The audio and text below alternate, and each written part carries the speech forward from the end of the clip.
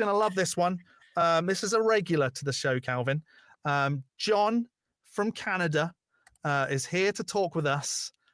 Hold your horses, John. I'm going to tell Calvin what we're talking about before you go. But Charlie Kirk was a hero and is now a martyr. Hello, John. How's it going? It's been a long time since I've spoken to you. Yes, it has, Mr. John the Skeptic. And how are you, Calvin Smith?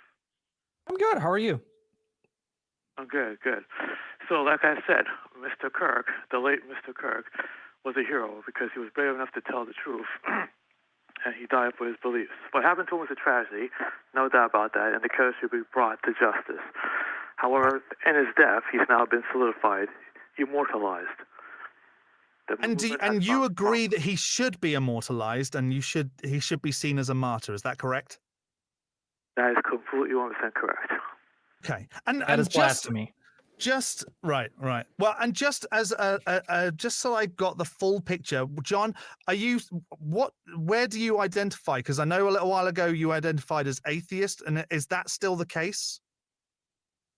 Well, I've been thinking, and let's just say I'm back to agnostic. Back to agnostic. Okay, well, that's fine. That's just so we know. Okay, let's get into this.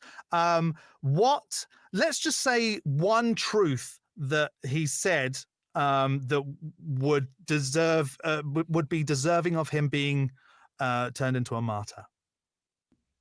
Well, for one thing, that men and women are two different beings, two different creatures, and they should be separated in certain areas, and that trans should not be taught in schools to children, and he's totally against woke. Okay. That was a lot. That was three things, right? And I just want one. Calvin, how do you feel about the first point? Yeah. No, I'm honestly just kind of caught up on this martyr thing. Like, right. what was he a martyr for? He died for the cause. You see, when he was alive, what cause? And when he was speaking, he was being criticized, terrorized, being called a racist, bigoted, all the bad words you could possibly think of for speaking his mind. And now that he's dead, the movement has gone stronger. But tons of people show up for the funeral. They say, "Long live Charlie Kirk." It's even bigger he's even bigger now when he's deaf than he was when he was alive. That makes him a martyr. Well, I do think that the reason that he's like being like catapulted into the front of everything is because of the way it all happened, the way it came about, and people who didn't know him have now seen videos of his debates, and I say debates, loosely, and that's why there's all this around him, because suddenly the horrific act that happened has now catapulted all of his videos into they're going viral because the people are interested in who he was. So I'm very much on the side of I do not think he should be immortalized that way. It definitely probably should be a good conversation for amending the gun laws in this country. But I guess you're in Canada, so I don't know how. Are there gun laws up there? I think it'd be pretty similar to the UK, right? But I think maybe that's a route we should go down.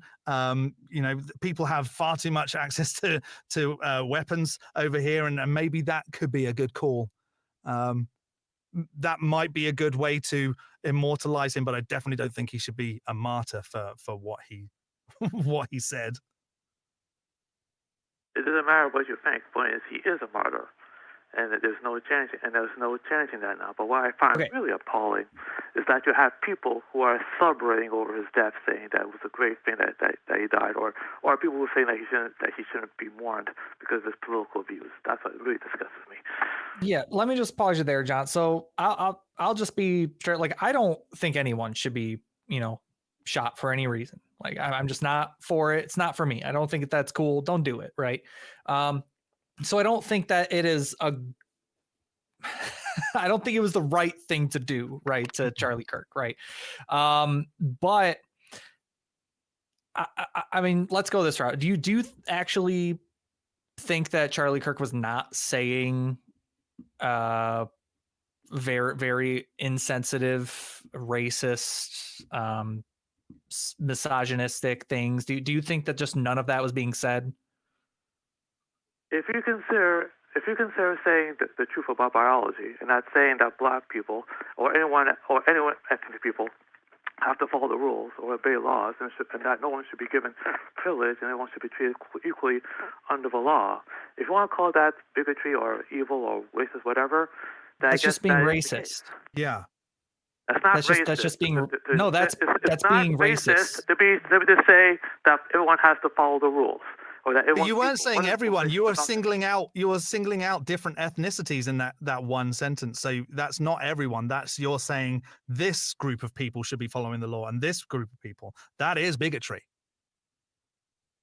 It's the truth. Everyone includes ethnic people, white people. I said the word everyone. Everyone should follow the rules. Okay, I'm amending my statement. Everyone should follow the rules. Okay, are you satisfied now? And everyone's equal. No one should be given privilege.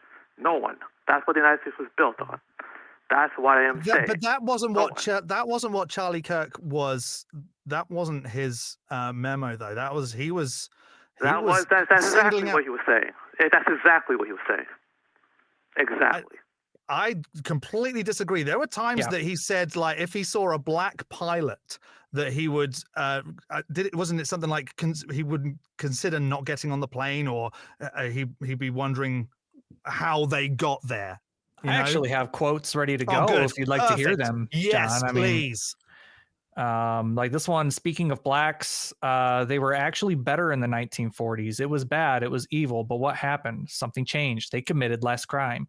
Black America is worse than it has been in the last 80 years. It is true. It's completely 100% true. It's statistically, you're on the wrong side of history. Yeah. No, I'm on the right side of history here. He spoke racist one.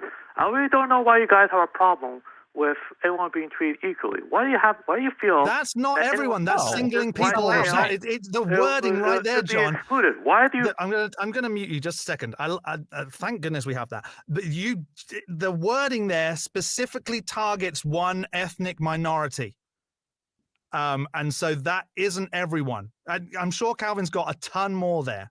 So I'm going to let him read a couple more. Yeah, we got one about trans people. I mean, just given I can only imagine what you think about trans people. So, yeah, I mean, Charlie Kirk also said about trans people, a man who calls himself trans is wearing woman face, no different than I would wear blackface trying to be a black person. It's assuming an identity that isn't yours. What else is there? I think it's worth it to have a cost of, unfortunately, some gun deaths every single year so that we can have the Second Amendment. So he literally died by those words that he said. So why are you so up in arms about this guy and not about the school shooting that happened the same day? There's also I've got children. Thank goodness for the crew helping out here, because we've got some others here. Happening all the time in urban America. Prowling blacks go around for fun to go target white people. That's a fact. It's happening more and more. If I'm dealing with somebody in customer service who's a moronic black woman, I wonder is she there because of her excellence, or is she there because of affirmative action? So there's just a couple more for you, John. Okay, first of all, everything you said was true, because if someone's being hired for a position simply based on their skin color, that is wrong. But even if Charlie Kirk was the most racist, bigoted person you think he is, he still did not deserve to be murdered down like this. I said that. We're not denying that. We're with you there. I don't think anybody deserves to be shot in the neck. No, not a chance. I'm with you there. Good. I'm glad we agree. Great. Doesn't mean that the things that he said, like being taken out that way, does not eradicate all of the hateful things that have been said. Yeah, I'm not going to immortalize him for the terrible things that he was saying. I'm not going to get all up and I'm not going to go and, throw a whole party for him. I'm not going to have pyrotechnics at his fucking funeral. He's just a podcaster, man. He just said really terrible things, and unfortunately the United States is using his death to push their Christo-fascist narrative. That's just, the right doesn't actually care about that. Right. It's Christians don't actually care about his death. They're just using it to push the narrative and in their favor. So like that's another reason why I'm kind of disappointed by his assassination, because now Christians and US government are just going to use that to their advantage. So like that was like a one up for them now. It's like, great, we have another thing to fight against. Like you guys worship him like he's Jesus or something. It's not, I don't get it. Let me tell you something. Mr. Trump spoke at his funeral, and it showed the power of Christianity. His widow stood on stage in tears and actually forgave the man who shot him. I cannot think of any other faith that would lead to that. And to call the right hateful after seeing that is just stupid. Are you saying that only Christianity is the only religion that forgives people? Yeah, because I'm pretty certain all religions will promote that. But Christianity is the only one that really makes a difference. But the point is, it happened. She doesn't hold any ill malice towards the man who murdered her husband. So what? Yeah. What is great, cool? Like she forgave a murderer. Like great. That doesn't give the world the opportunity or the right to make him a martyr for this. It's happening, gentlemen. Mark my words. It is happening. What is happening? Right. The Charlie Kirk photographs all over the world. The funeral was huge. People rallying his name. At the funeral, so many people came to protest it, but very few people showed up. Because it was a marketing scheme. Christian nationalism. It was like they were like, damn, that's the perfect opportunity. It was a funeral. As funerals go, and I don't know how many funerals you've been to, but I have been to a fair few funerals, and I've never seen a funeral where they had pyrotechnics and made a big song and dance over the death of a person. Yeah, it was more Coachella than it was a funeral. Right. I agree with that completely. A great man is dead, gentlemen. You can't deny that. I'm going to disagree with you there and say that a man is dead. Yeah. And a man who's yes, again, we'll reiterate it 100 times. Do not agree with the way that he had his life taken away. But I'm not going to sit here and say he did great things. Well, he told the truth, gentlemen. He told the truth about the world. It doesn't sound like he did tell the truth. It sounds like he told things that you agree with. Yeah, he said his opinion, and you agree with his opinion, but his opinion is wrong. It is the truth. There are only two genders, and people are getting privileged when they shouldn't have it. There's not. All right, there's not two genders. Give me plenty of time. Yes, there are. This is our show. We'll talk over you if you want. But there is. I'm sorry that now I'm just going to stop you. But there's more than two genders. I'm not going to let you get away with that. I think he rage quit.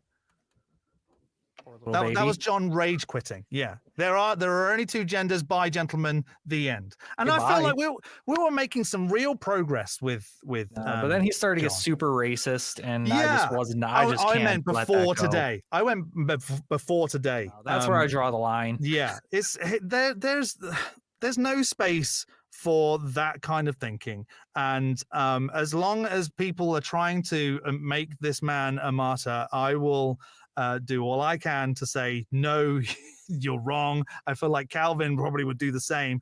Definitely do not agree with John there. Just ridiculous.